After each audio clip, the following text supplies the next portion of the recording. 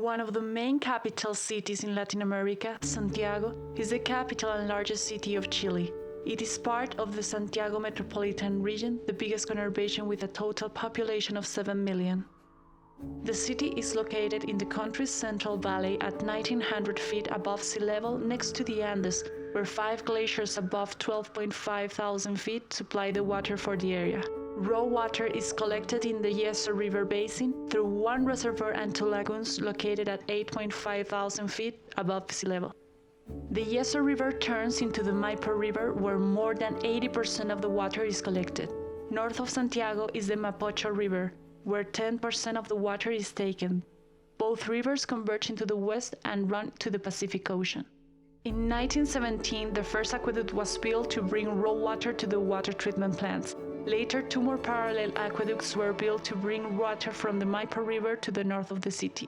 This takes advantage of the descending slope on which Santiago is built. Today, Santiago has more than 10 water treatment plants processing between 16 to 20 cubic meters per second of drinking water. Drinking water is distributed and stored in 230 water tanks across Santiago proper.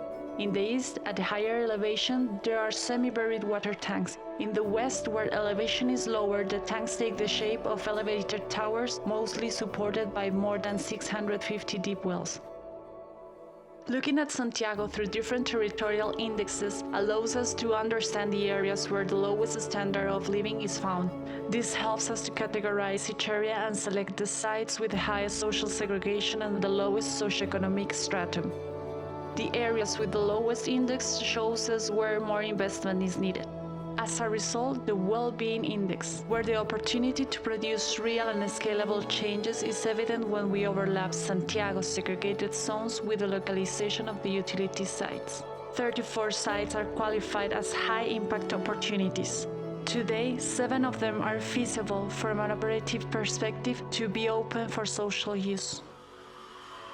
According to the World Bank, countries need to invest 4.5% of their GDP in infrastructure to reach sustainable development goals in 2030. In doing so, we need to start thinking about building new infrastructure while transforming the existing one. We must reassess the current infrastructure in order to begin recalibrating it. In this way, it operates not merely as a functional system, but also as a social and ecological tool for improving people's quality of life. The scale of the infrastructure in our cities is so massive that any change or improvement has a profound impact at the metropolitan scale. This studio seeks to explore water infrastructure in Chile and take these networks beyond their functional operation. We are looking for strategies for social, environmental, and economic benefits, defining a multi-scalar approach for a metropolitan strategy based on local operations.